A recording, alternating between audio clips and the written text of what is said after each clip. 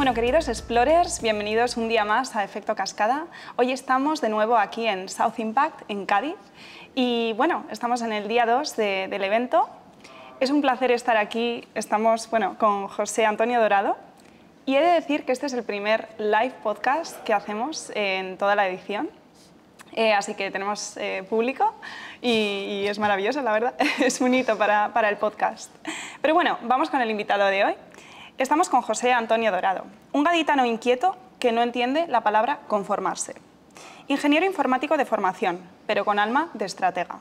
José Antonio ha pasado de escribir código a construir compañías. Él es cofundador de Orbitant y antes de eso, Sherpa Platform, una startup que no solo creció hasta superar los 350 empleados, sino que además fue vendida con éxito.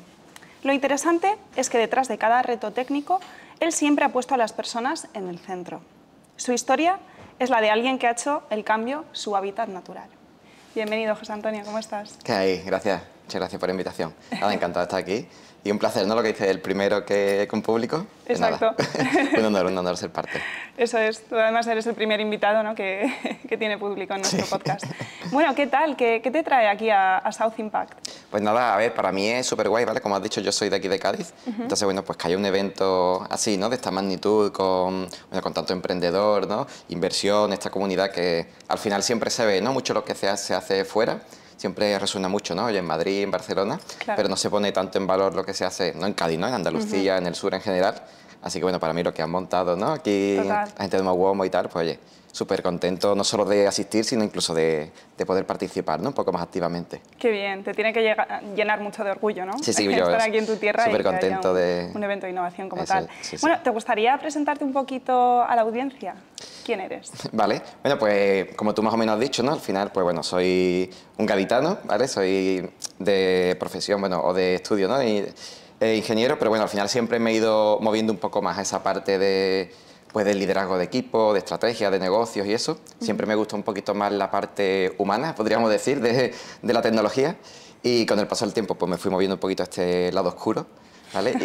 Y al final, pues nada, hasta acabar con el emprendiendo, ¿no? Primero con Sherpa y ahora con Orbitant. Y sobre todo siempre pues rodeado de un equipo brutal. Y nada, eso es lo que me ha llegado hoy hasta aquí, ¿no? Hasta South Impact. Bueno, y cuéntanos, ¿qué es lo que ha encendido tu llama, ¿no? Tu inquietud para fundar Orbitant hoy en día? Porque anteriormente estábamos hablando de Sherpa Platform. No sé si podrías contarnos un poquito. Sí, bueno, nosotros como equipo, ¿vale? Estuvimos trabajando en una empresa anterior, ¿vale? Se llamaba Guidesmith, que luego, bueno, escaló mucho, ¿vale? Como hasta unas 300 y pico de personas y tal. Y bueno, pues al final yo creo que éramos un grupo de personas que nos entendíamos muy bien, nos gustaba trabajar de una manera similar, unos valores, compartíamos, ¿no? Unos valores, una manera de hacer las cosas. Y al final, bueno, pues decidimos, ¿no? Hacer esa aventura de, oye, ¿por qué no juntarnos y tomar nosotros un poco, ¿no? La rienda, claro, ¿no? de nuestro destino? Nunca habíamos hecho productos, siempre hemos estado muy enfocados en dar servicio, en consultoría. Vale. Y decidimos, pues, lanzarnos, ¿no? Con Sherpa, que al final, como súper resumido, es un SaaS financiero, ¿vale? Para ayudar a CEOs de empresas pequeñitas y medianas, pues un poquito a ayudarle con sus finanzas, ¿no? A análisis, a tener un poquito ese control. Y bueno, pues después de un año que es cortito, ¿no? Un periodo cortito para una startup, pero súper intenso, pues bueno, al final se vendió este producto y ya habíamos hecho, ¿no? Pues esta consultoría antes con Guidesmith y bueno, al final éramos un grupo que teníamos mucha experiencia haciendo eso, habíamos aprendido mucho, nos habíamos equivocado muchas veces y aprendido mucho y queríamos pues rehacer, ¿no? Lo que ya habíamos hecho. Vale. Pues aprovechando esos aprendizajes. Jobar, o sea, digamos, empezar de nuevo ese ciclo, sí, pero con toda la experiencia anterior y encima con los compañeros. Claro, y contando con un equipo pues, de ingeniería y demás que nos han ido siguiendo pues, durante este camino y que bueno, nosotros súper contentos, ¿no? Qué bien, pues enhorabuena. Bueno, y como comentábamos, has pasado por muchos roles, sí, desde desarrollador a líder estratégico. ¿Qué dirías que te motivó a dar ese salto, ¿no? A la parte, sobre todo, más humana y de liderazgo?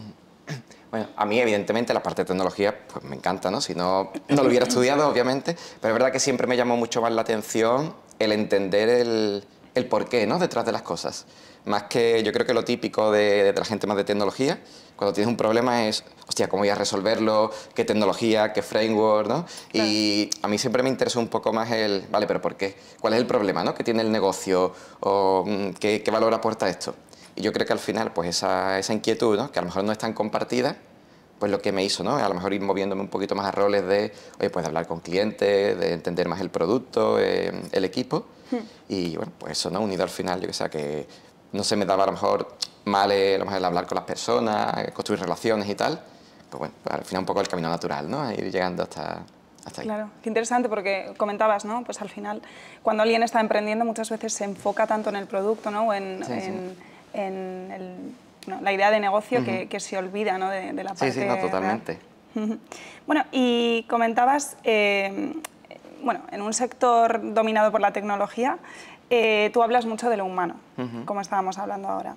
¿Qué dirías que en Orbitant os diferencia pues, en el mundo tecnológico, ¿no?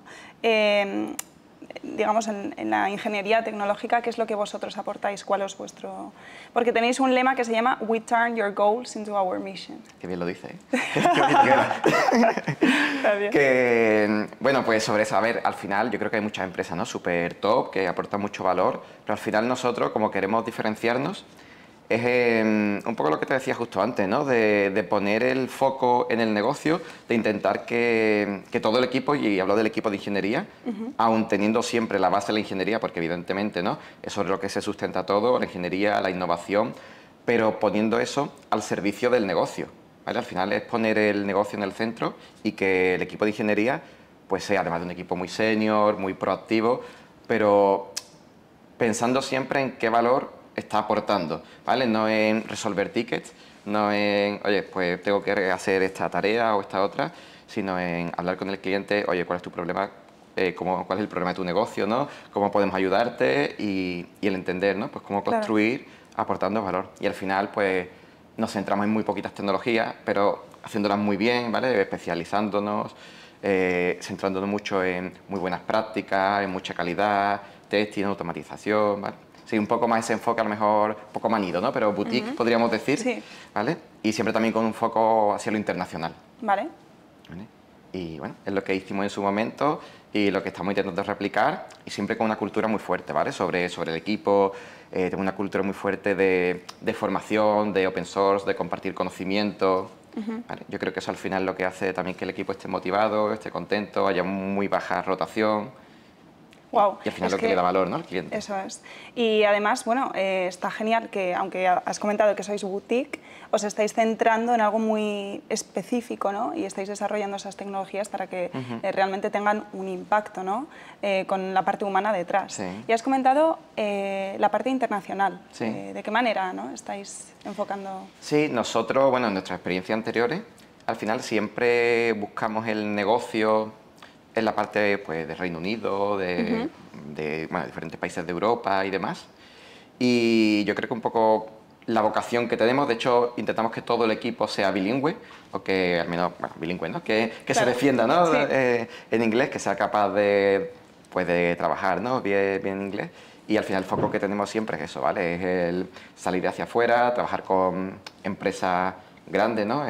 Pues españolas, pero europeas y demás. Y bueno, yo creo que esa experiencia también gusta mucho al equipo, ¿no? El poder trabajar en inglés, el conocer otros referentes, enfrentarse a retos, ¿no? Más distintos. Absolutamente, claro.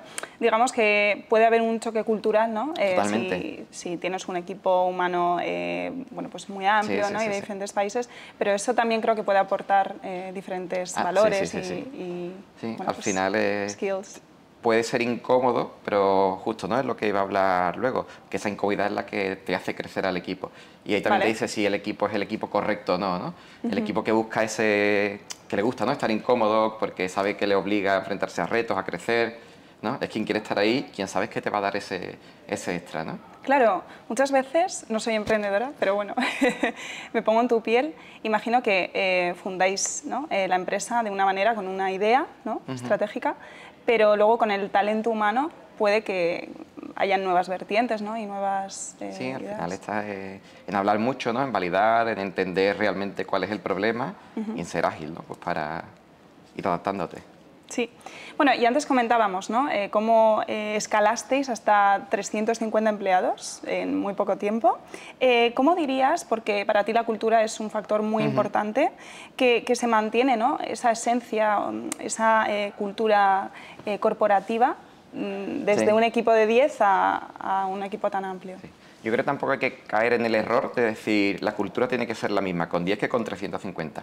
Lo que hay que hacer es que esa cultura evolucione y madure de la misma manera que lo está haciendo el equipo y la empresa, ¿vale? Vale. Y eso sí, siempre siguiendo esos valores que quieres hacer, ¿vale? Y al igual que los procesos, pues no puede ser igual el proceso que tienes para una performance review cuando sois 10, que a lo mejor es el CEO con un folio, ¿no? El que te da feedback, y cuando sois 350, pues que hay que tener unos procesos, ¿no? Claro. Pues mucho más automatizados. Y lo mismo con la cultura.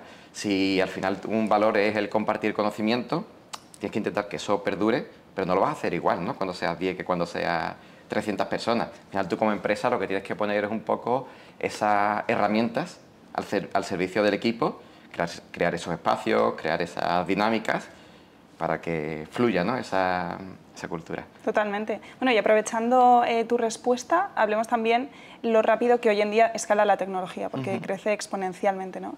Pero digamos que las personas, ¿no? En este aspecto no es tan fácil, ¿no? Esa adaptación tan rápida. ¿Cómo ves, ¿no? esta tensión entre crecimiento, personas, tecnología dentro del ecosistema tech? A ver, creo que es súper interesante, ¿no? Esto da solo para un podcast, ¿no? El hablar sobre este tema. Al final, y hoy más en día, ¿no? Que todo es IA, ¿no? Y todo es inteligencia artificial, qué va a pasar y demás. Yo creo que al final tampoco hay que volverse loco, ¿no? Y también muchas veces se cae en resolver problemas que no existen, ¿no? Primero nos inventamos un problema para ver cómo lo resolvemos. Yo creo que al final lo que tenemos que usar es decir, la tecnología es una herramienta brutal para ayudarnos pues, a evolucionar, ¿no? A crear cosas nuevas y demás. Y al final lo que tenemos que hacer es tener ese sentido común que muchas veces falta, ¿no? Y usar esta pues, tecnología, que da igual que sea hoy en día la IA o que sea lo que sea, ¿no? Total. Pero ponerla al servicio de nosotros.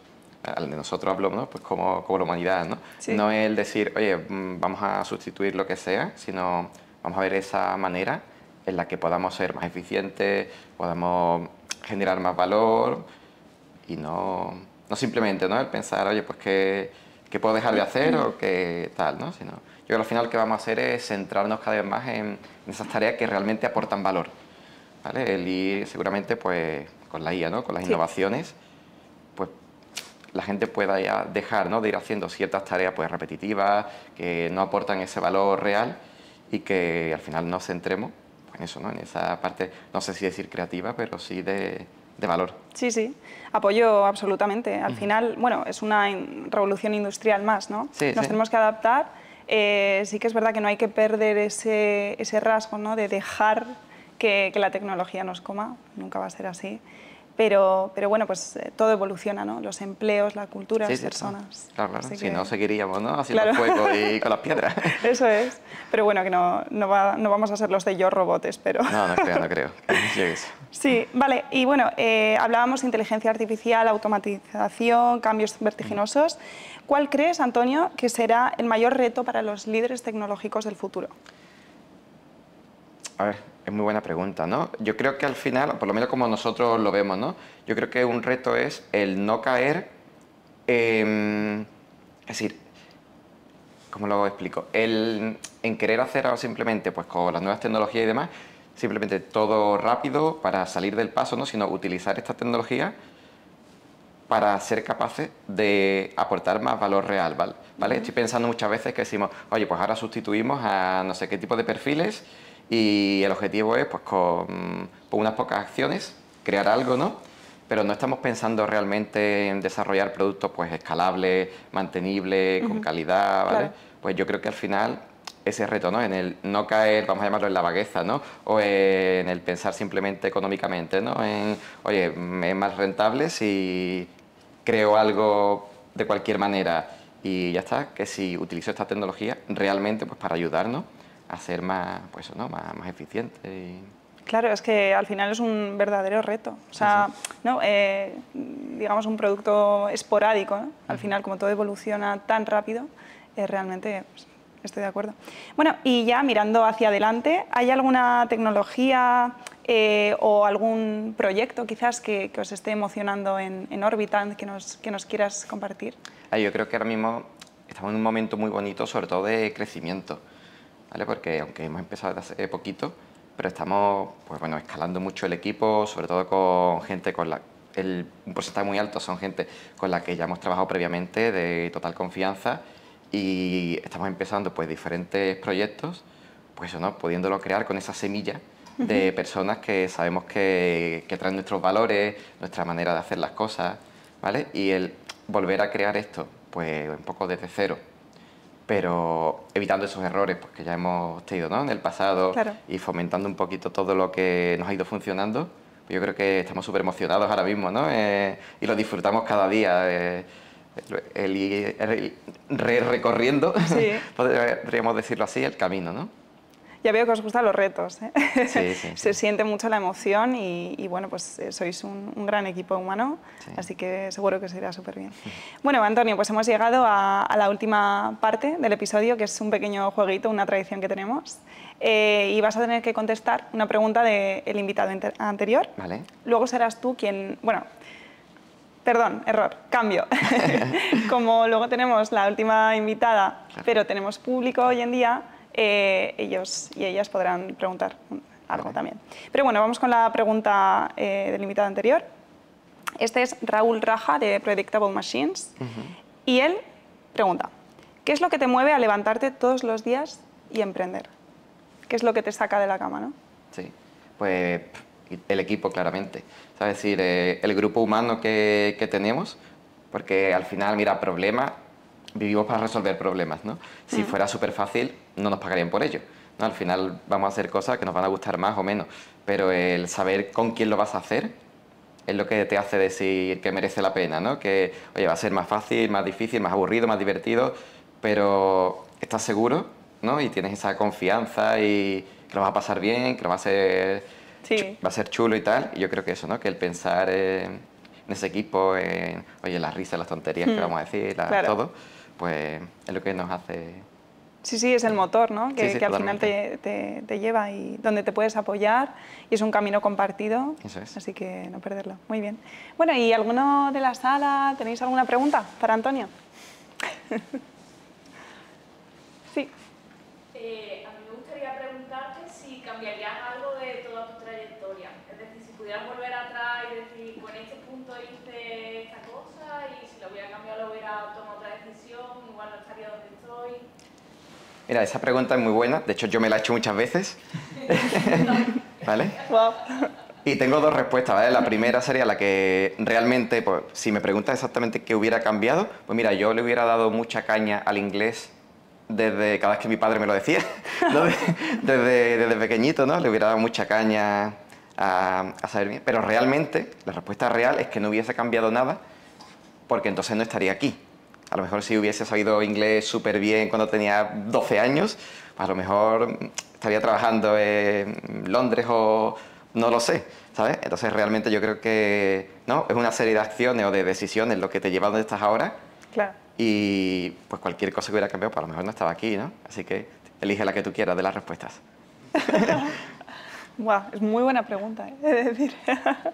Pero sí, bueno, hay los que piensan que nuestro destino está ya hecho, ¿no? Y los que piensan que día a día vamos creando nuestra realidad. Así que bueno. Vale, ¿y tienes algún dato curioso tuyo, personal, o algo que te haya pasado que quieras compartir? Ostras, ¿sabes? Bueno, pues no sé, a ver, alguna curiosidad así que no tenga nada que ver. Mira, una tontería, por ejemplo, mira, a mí me gusta mucho, ¿no? el ir a comer, la gastronomía y eso. Yo me creé un mapa, ¿vale? Que, de hecho, mira, mi apellido es Dorado, pues lo llamé Golden Map, ¿vale? Donde metí los restaurantes para mí y para ir cuando iba a Madrid y tal. Un día un amigo pues me lo pidió, oye, déjamelo tal. Y a los 2 meses, cuando lo volví a usar para mí, tenía como, se había súper viralizado, tenía 10.000 y pico de visitas, lo había empezado a compartir y había un montón de gente utilizándolo. Ojo que tienes ahí otra idea de negocio, ¿eh? Sí, a ver si vas a tener que vender Orbitant. Nada. Muy bien, y ya para terminar, si tienes algún consejo que te gustaría compartir, bueno, con emprendedores, innovadores. Sí, mira, yo creo que al final casi todo el mundo bueno, no sé si casi todo el mundo, ¿no? Pero cuando emprendes, o realmente cuando tomas cualquier decisión, piensas en el porqué, en el final, ¿no? Oye, voy a cambiar de trabajo porque quiero ganar más dinero, por ejemplo. O voy a emprender porque voy a montar una startup que en 5 años va a ser no sé qué. Yo mi consejo es que no te centres nunca en eso, sino que te centres en el camino y que valores el éxito, ¿no? Si la decisión ha sido correcta o no, por esas habilidades que has ido creando o consiguiendo, mejorando por el camino, esas relaciones que has ido construyendo, ¿no? Esas personas que has conocido. Sí, que te centres en disfrutar cada día del camino, porque al final da igual lo que hagas, dentro de 5 años, cuando lo consigas, hostia, qué guay, qué tal, a los 2 días ya estás pensando en otra cosa. Así que, ¿sabes? Sí, sí. Juzga la decisión pues, por el camino, ¿no? Y no por ese resultado final. Muy buen consejo. Además cuesta, ¿no? Muchas veces, hoy en día queremos mejorar, ser mejor versión, pero a veces te comparas con ti mismo, ¿no? Un año antes y flipas, ¿no? Es justo, ¿no? Cuando íbamos a hacer el tema de Sherpa, por ejemplo, decíamos, ¿qué es lo peor que nos puede pasar? Pues que dentro de un año seamos más valiosos para el mercado. Eso es lo peor que te puede pasar, ¿sabes? Que no haya funcionado nada, que cerremos, que no nos hayan comprado nada, pero que nosotros seamos mucho más valiosos, hayamos aprendido un montón de cosas y, bueno, pues que seamos, ¿no? más valiosos que lo que somos hoy cuando empezamos. O sea, que esa lista de pros and cons, ¿no? Claro. que merece la pena. Muy bien, José Antonio, pues muchísimas gracias por esta conversación tan inspiradora, ratito, conociéndote y sobre todo, bueno, pues hemos aprendido que hoy en día, ¿no? En esta era tecnológica y digital, hay que emprender con propósito, ¿no? Como estáis haciendo en Orbitant, como estáis demostrando, pero sin perder la parte humana, ¿no? Y cultural, que es al final lo que nos ata a tierra. Así que muchas gracias y nada, un placer. Que te vaya muy bien el final del evento de South Impact. Mucha suerte en el Impact Showcase y ya está. Muchas gracias.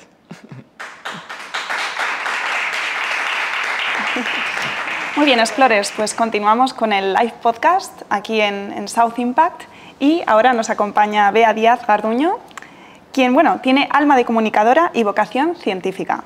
Licenciada en Ciencias Ambientales y doctora de Gestión y Conservación del Mar. Bea ha recorrido un camino que une ciencia, creatividad y estrategia. Actualmente, ella es responsable de proyectos de marketing y comunicación científica en Oikos MSP, una agencia que da voz a proyectos de ciencia, tecnología y medio ambiente. Desde la Sierra Morena sevillana, impulsa una nueva forma de divulgar, rigurosa, emocional y con impacto real. Su historia es la de alguien que ha sabido transformar la ciencia en un lenguaje que conecta a las personas. ¿Qué tal, Bea? Bienvenida. Muchas gracias. Muy bien, pues nada, muchísimas gracias por esta invitación. Me hace mucha ilusión estar aquí en directo con vosotros y nada, aportar lo que se pueda para inspirar a nuevos emprendedores. Qué bien, la verdad que también nos ilusiona mucho poder charlar contigo. ¿Qué te trae aquí a South Impact? Pues realmente yo soy de Cádiz, aunque venga de la Sierra Morena sevillana. Yo me fui al rural un poco por las circunstancias de la vivienda de Cádiz, porque también trabajo mucho en Sevilla.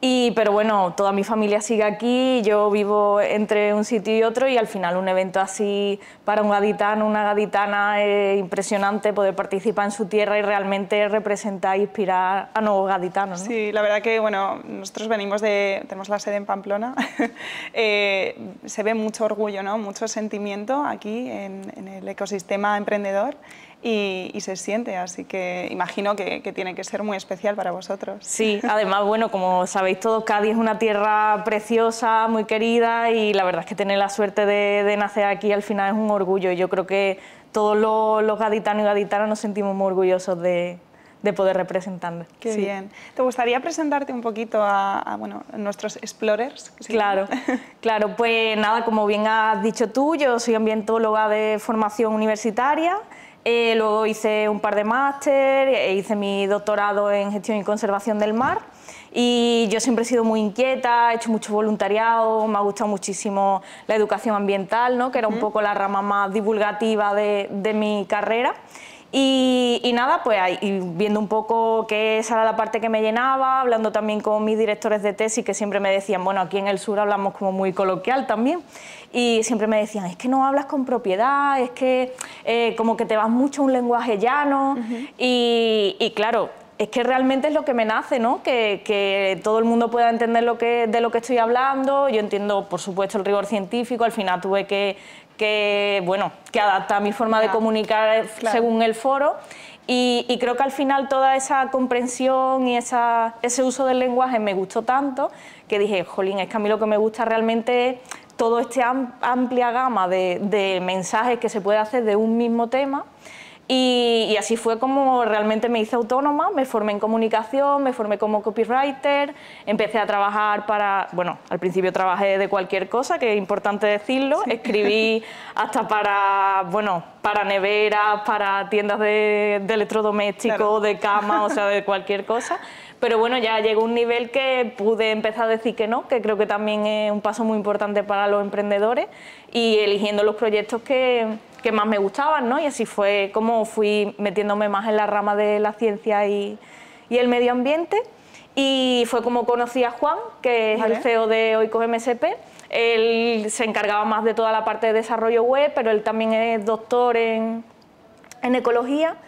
Y bueno, al final él necesitaba a alguien que le hiciera los textos para las webs de sus clientes. Yo quería dar un paso más porque también conocía mucha gente que nos quería contratar, pero al ser autónomo pues había ahí una serie de problemas de contratación que se necesitaba esa empresa y tal. Y al final pues se formó la empresa y empezó a llegar mucho trabajo, y ese es un poco mi camino hasta el día de hoy. Qué bonito mensaje, ¿no?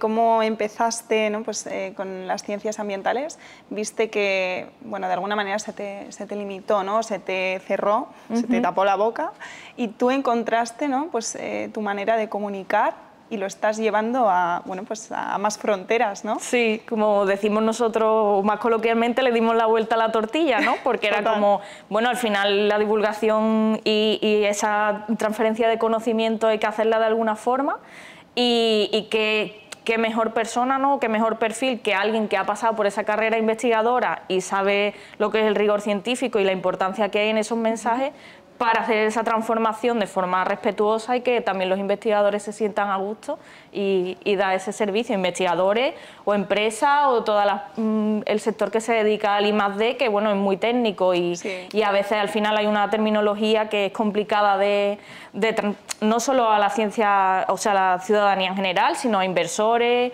a administración pública, a gobierno, y bueno, al final con lo que decía, transformar ese mensaje, creo que hay que tener una serie de herramientas y un perfil con una trayectoria que realmente pueda afrontar ese reto. Sí, sí.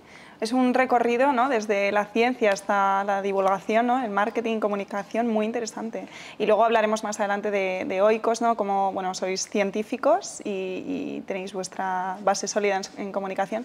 Pero has comentado algo muy interesante. Al final, en el mundo del emprendimiento y demás, muchas veces las cosas pueden ser tan técnicas, ¿no? Que esa parte de bueno, traducir qué es lo que haces puede ser un poco tricky, ¿no? Total, es un reto porque, claro, además hay muchísimas líneas de investigación que quizás, bueno, nosotros somos también de la parte de las ciencias experimentales, pero hay ciencia en arquitectura, hay ciencia en comunicación, hay ciencia en historia, ¿no? Al final hay muchísimas ramas y hay ciencia básica y hay ciencia aplicada. Entonces, muchas veces las ciencias aplicadas son más fáciles de entender según el tipo de público, porque tú puedes buscarle una aplicación práctica, puedes llevártelo a una idea cotidiana, ¿no?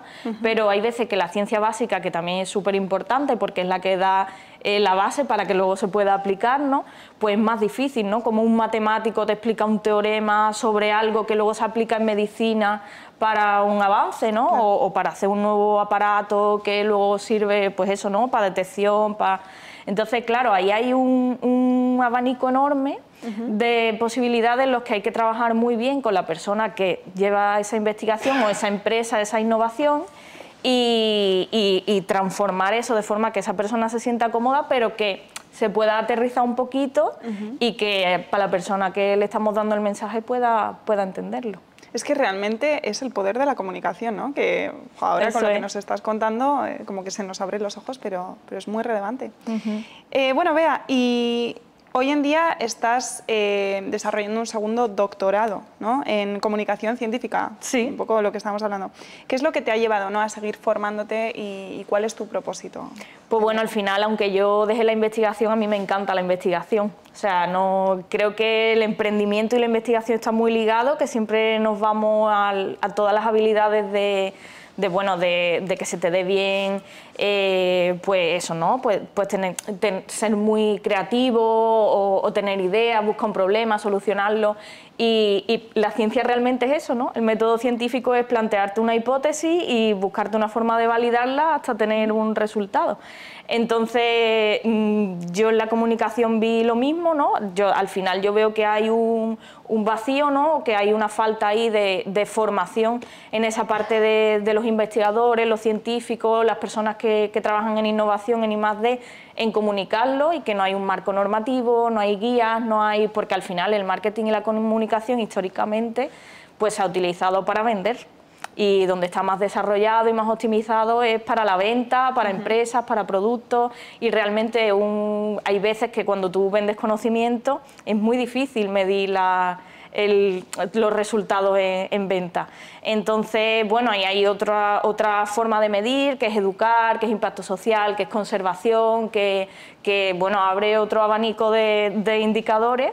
Y creo que hay muy poquita literatura sobre eso. Entonces mi intención con la tesis es arrojar un poquito, hacer una revisión de todo lo que existe en ese sentido y hacer un nuevo documento, marco normativo, que sea como el inicio, ¿no? de que todos los investigadores, centros de investigación que quieran llevar esa comunicación, y que es importante que el conocimiento salga de donde nace, no de otro tipo de fuentes de información, y que lo hagan con rigor, se sientan cómodos y tengan las herramientas para hacerlo. Sí, la verdad que nos estabas comentando, es muy complejo, ¿no? Educar, ¿no? Realmente llegar a las personas, sobre todo en el panorama en el que te mueves tú. Y además hoy en día, ¿no? Pues en redes sociales, trabajando con diferentes proyectos igual más del impacto social, realmente tenemos que hacer ver a la comunidad y a la sociedad que hay una problemática, ¿no? No tanto qué es lo que tienes tú para ofrecer, ¿no? Sí, claro, además, bueno, lo que tú has dicho, ahora mismo la forma en la que se distribuye la información y el acceso a la información que hay no tiene nada que ver con hace 20 años. Entonces, vuelvo a lo mismo, las empresas, donde más se mueve dinero es el sector que ha entrado ahí a divulgar y a comunicar de forma masiva, y otras áreas pues que van más lentas, que tienen otros tiempos o que a lo mejor no tenían como prioridad eso, se han quedado un poco atrás. Entonces creo que es el momento de que las fuentes de información rigurosas sí que estén representadas, que se despierte también la capacidad crítica del público y que sepan dónde buscar fuentes fiables y decir, vale, esto quién me lo está diciendo, en qué cuenta lo estoy viendo, ¿no? O en qué periódico lo estoy leyendo, de qué periodista estamos hablando, y realmente ser nosotros como consumidores los que digamos, vale, me lo creo o no me lo creo, ¿no? Y sí, de dónde viene esa información. Sí, además es un tema delicado porque hoy en día, bueno, mismamente con ChatGPT, ¿no? Diferentes buscadores de inteligencia artificial, directamente preguntamos y la primera respuesta es la que ya decimos, ya sea por vagancia y demás, nos lo creemos. Es la verdad, ¿no? absoluta, sí. Realmente miras atrás, yo por ejemplo en la universidad, ¿no? Haces un research paper y enseguida tienes que poner referencias y demás, ¿no? Sí, sí, exacto. Y antes era la tele, ¿no? Por lo que salía en la tele era la verdad absoluta, y ahora lo del ChatGPT, hace unos años lo que estaba en redes, y al final creo que, porque siempre se habla mucho de eso, ¿no? Cómo combatir esos bulos, cómo combatir, realmente está en nosotros. Es muy difícil decir, pues se combate desde fuera, no, se combate desde dentro. Igual que tú le haces caso al médico y no le haces caso a la vecina cuando te duele algo, porque la figura del médico sí que está autorizada y la respetamos y tal, pues esto es lo mismo. Si tú tienes una duda de un tema científico, de un tema, eso, pues de arquitectura, de finanzas, porque también en la universidad hay personas que se dedican a economía, administración de empresas, ¿no? Que no digo que solo los universitarios tengan el conocimiento, pero una persona experta que tenga una trayectoria y sea una autoridad en el sector y que bueno, que al final te dé una fuente de fiabilidad. Total. Vale, vamos a hablar un poquito, ¿no? De Oikos, MSP. Cuéntanos un poquito, porque es un cruce entre ciencia, tecnología y medio ambiente. ¿Cómo nació este proyecto? Pues como os comentaba antes al inicio, fue al conocer a mi compañero Juan, que los dos veníamos de esa rama, los dos teníamos esa inquietud y veíamos que, bueno, que había un nicho de trabajo, porque al final, sobre todo los proyectos de ciencia, de medio ambiente, cada vez es más necesario pues que tengan un buen branding, que tengan una buena página web, que parece que eso solo era para eso, ¿no? Pues marcas de ropa, para deporte, para los nichos de mercado que mueven más dinero, pero al final si quieres estar ahí y quieres cubrir tu hueco, tienes que hacerlo bien, tienes que jugar a lo mismo que juegan los demás. Entonces, pues vimos un poco eso, ¿no? Pues ofrecer esas herramientas de comunicación y marketing adaptados y que se sintieran cómodos nuestros clientes con nuestra forma de vender, ¿no? O de la métrica que necesitaran, porque normalmente la mayoría de nuestros clientes necesitan visibilidad. Al final, pues muchos tienen financiación pública o realmente el negocio les va bien, pero realmente lo que no tienen visibilidad, no saben pues salir, no saben o no consiguen tener visibilidad en periódicos, que los llamen para entrevistas, para realmente ellos hablar y ser referentes en lo que trabajan. Y bueno, un poco nace de esa oportunidad de decir, oye, es que yo he estado ahí, yo sé qué problemas hay, os podemos ayudar un poco cogiendo la información de aquí y llevándoos por este camino. Qué bonito. Precisamente te quería preguntar, ¿no? Un poco vuestro nicho, ¿no? Vuestros clientes, ya que has liderado comunicación, por ejemplo, en proyectos europeos y nacionales. ¿Qué importancia dirías que tiene una estrategia sólida de comunicación para que estos proyectos realmente pues, encuentren éxito? Sí, pues para mí la comunicación es la pata que cierra el círculo, ¿no? Porque tú tienes un proyecto, ya sea de investigación o de empresa, de innovación, y recibes dinero, financiación, tienes una idea, empiezas a desarrollarlo, pues tienes tus primeros resultados, tus prototipos, tus primeras ventas, y sigues creciendo, vas mejorando, pero claro, si al final todo eso, en el caso de la investigación, pues sí, pues tú publicas una revista científica, eso queda en el gremio de la ciencia y se queda en un cajón, ¿no? O en el caso de la empresa, pues sí, pues tú eres una startup, tú vas creciendo, tú tienes muy buenos resultados, pero llega el momento que necesitas más inversión o que te quieres expandir, y si te quedas atascado ahí en esa pieza, pues no puedes cerrar el círculo para volver a empezar. Entonces la comunicación creo que es clave. Y creo que se invierte poco, se le da poca importancia, pero al final es que lo que no comunicas no existe. O sea, si no estuviéramos hablando de esto, que se puede democratizar esta información, si al final esto fuera un congreso cerrado, aquí hablamos entre nosotros y no tiene visibilidad ninguna, al final ese círculo nunca se cierra y no puede volver a empezar. Siempre te quedas atascado ahí en, vale, yo lo hice súper bien, mi idea era buenísima, yo tenía dinero, pero si nadie conocía tu idea, ¿cómo te van a comprar? ¿Cómo te van a consumir? ¿Cómo van a apoyarte? ¿No? Entonces creo que ese es el papel fundamental. Qué buen dato, la verdad. ¿No? O sea, si realmente se quedan, ¿no? Ese networking, esos contactos, esas conversaciones que se crean, se queda ahí, nunca va a llegar a más. Claro, allá, porque ¿no? al final la comunicación no es solo externa, ¿no? No solo comunicamos pues eso para vender, también es interna, también es transversal, también es con otros agentes interesados en los proyectos. Entonces cada tipo de comunicación se hace de una manera y no tienes por qué saber como emprendedor, como investigador, cómo tener las herramientas para cada tipo de público, de agente. O sea que... Claro, para eso estáis vosotros. Sí. Vale, y hablemos un poquito de tu participación en South Impact, porque bueno, tuviste una sesión en la que hablaste de Bluecom y la importancia de comunicar la economía azul. ¿Qué significa, ¿no? exactamente este concepto y por qué es clave? Sí, pues la economía azul al final tiene todo un ecosistema alrededor del azul, existe un programa de transformación azul, existe el carbono azul, existe el crecimiento azul, ¿no? Al final la economía azul mueve tanto dinero que todas las actividades que estén relacionadas con el medio marino y que tengan como finalidad pues su conservación, su futuro y utilizarlo como un recurso de manera respetuosa y no como una mera explotación como se ha hecho antiguamente, pues estaría dentro de este ecosistema emprendedor o de innovación. Entonces, creemos que un concepto como la comunicación azul es necesaria porque al final es un tipo de comunicación que, como vengo diciendo, no es solo venta. Es decir, tú con tu proyecto, claro que quieres ganar dinero y necesitas ganar dinero porque si no, no estaríamos aquí. pero todas las personas que trabajan para el mar creo que tienen una pasión y una vocación que al final lo que quieren es que se conserve, perdure, esté bien, ¿no?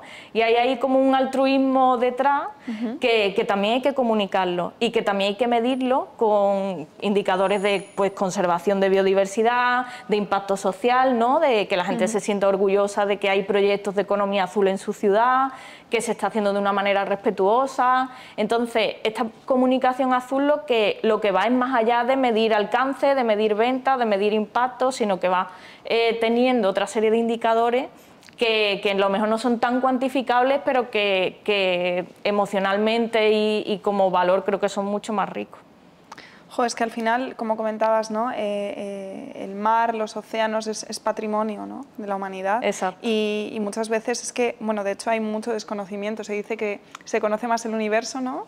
que nuestras el medio marino, propias aguas. Sí, sí, sí. Entonces, realmente, pues entender esa relevancia, ¿no? De lo que comentas. Pero sí que es verdad que poquito a poco, por lo menos nosotros, que sí que hemos visto en Exploro proyectos europeos relacionados con el mundo marino. Poquito a poco, bueno, pues parece que va saliendo a la luz, pero sí. claro, sois vosotros, ¿no?, los que estáis haciendo ese trabajo. Totalmente, o sea, el medio marino se ha estudiado de siempre, porque al final es que a quien no le... hay muy poca gente que no le apasione el mar, ¿no?, ya sea de manera cultural o turismo, es que al final una fuente de riqueza enorme. Y es lo que tú comentabas, es que si no lo conservamos, si no lo cuidamos, al final... el mar va a seguir ahí, él se va a defender solo, es nuestra relación con él la que se va a deteriorar y la que a lo mejor vamos a dejar de poder disfrutarlo tanto como alimento, como turismo, como medio que da vida y nos ayuda a equilibrar nuestro ritmo, o sea que... Sí, sí, absolutamente, de hecho somos 70% agua, o sea que tenemos que estar conectados a ello. Y bueno, Bea, la comunicación científica, antes comentábamos que se enfrenta a retos, ¿no?, como la desinformación, saturación digital. ¿Cómo dirías que hoy en día podríamos seguir generando confianza en este contexto? Yo creo que es fundamental aumentar la comunicación de eso, ¿no? Pues de empresas que se dediquen a trabajar en economía azul o en inversión, ¿no?, relacionada con el mar, con el medio marino, la investigación, o sea, hay que darle mucha más visibilidad, nos tenemos que acostumbrar a consumir información de manos de personas que realmente están informadas, trabajan con datos y no una persona que se le ocurre una idea y tú dices, bueno, pero él lo dice igual que lo puede decir cualquier persona y no tiene autoridad ninguna en el fundamento que está diciendo, es su opinión y no tiene un fundamento. Entonces yo creo que como os decía antes también, es muy importante nosotros como consumidores elegir una fuente fiable de información y en la parte de las personas que sí que hacen investigación, empresas, pues hacer esa comunicación a todo el rango de personas para que podamos entenderlo pues desde una persona que no tiene nada de conocimiento especializado hasta, bueno, eso, pues un inversor o un gobierno, una administración pública que quiera esos datos para hacer herramientas de gestión o para lo que necesite. Claro, también incluso muchas veces generalizar un poco, ¿no?, el tono para poder llegar o que el alcance sea más amplio, ¿no? Claro, es fundamental eso, pues buscar historias de vida, ¿no? Al final los datos se nos olvidan a todos, pero cuando nos cuentan una historia o cuando nos formamos parte, ¿no?, lo que los juglares de toda la vida, ¿no? Al final las historias eran lo que se nos quedaba, pues esto es lo mismo, tenemos que buscar la manera de hacer atractivo todo este conocimiento y todo lo que se hace para que se integre, la gente forme parte y prefiera tener ese tipo de opiniones y de creencias a otro tipo de información. Muy bien, Bea, y antes de terminar te queríamos preguntar a nivel más personal, ¿qué dirías que te motiva a seguir creando puentes, ¿no?, entre ciencia, impacto social? Pues a mí es que, no sé, a mí ya os digo, me apasiona el medio marino, me apasiona la naturaleza, la conservación y creo que a mí, o sea, yo he pecado muchísimo de trabajar gratis, porque además en el mundo del medio ambiente hay mucho voluntariado, hay mucho y se camufla, ¿no?, esa ilusión o esas ganas de aprender con mano de obra gratis. Y aún así creo que no he desistido, sino que al revés he dicho, vale, es que si quiero seguir haciendo esto tengo que monetizarlo y tengo que ver cómo ganarme la vida con esto. Entonces creo que un poco eso sería mi... Pero es muy valiente, la verdad es un enfoque muy específico y particular que la verdad te admiro. Gracias. Me interesa muchísimo. Gracias por lo que haces. Vamos a pasar a la última fase, a esta tradición jueguito que tenemos en Efecto Cascada. Y bueno, como contamos con un público, vamos a preguntar, a ver si tienen alguna pregunta para ti, ¿te parece? Sí. Bueno, ¿alguno tenéis una pregunta para Bea? Venga, yo te voy a preguntar. ¿Te planteas en algún momento dedicarte, digamos, 100% de tu tiempo al tema de investigación, de universidad o donde sea? Bueno, ya me dediqué durante casi 8 años mientras hacía la tesis, luego también tuve un contrato un tiempo en el CSIC, que es el Consejo Superior de Investigaciones Científicas, y me encanta, pero lamentablemente creo que también hay que darle visibilidad a esto, y es que la ciencia en España es un sector muy precario, hay mucha inestabilidad laboral, es muy complicado tener un contrato o estar en la ola, ¿no? También de la innovación, de las publicaciones, sobre todo en la rama nuestra es muy exigente, y a mí me encantaría. Pero, como decía, a mí también me gusta comer, tengo facturas que pagar y yo me independicé hace tiempo y entiendo que hay personas que tienen otras prioridades y pueden permitirse periodos de paro o pueden estar viajando continuamente, porque también la ciencia implica que hagas muchas estancias de investigación internacionales, que hoy vives en Francia y mañana vives en Brasil y pasado vives en Japón, ¿no? Y bueno, es una vida que te tiene que gustar, y a mí me gustó mucho durante un tiempo, pero creo que para mí personalmente bajé el ritmo y vi que había otras formas también de poder dedicarme a lo que me gustaba sin tener esa parte tan inestable. Sí, bueno, pero esa valentía, ¿no?, de dar el paso, porque igual como científica se puede caer, ¿no?, en ese sí. Vale, Bea, ¿y tienes algún dato curioso que te gustaría compartirnos? Pues no sé, la verdad, ahí me pillas un poco.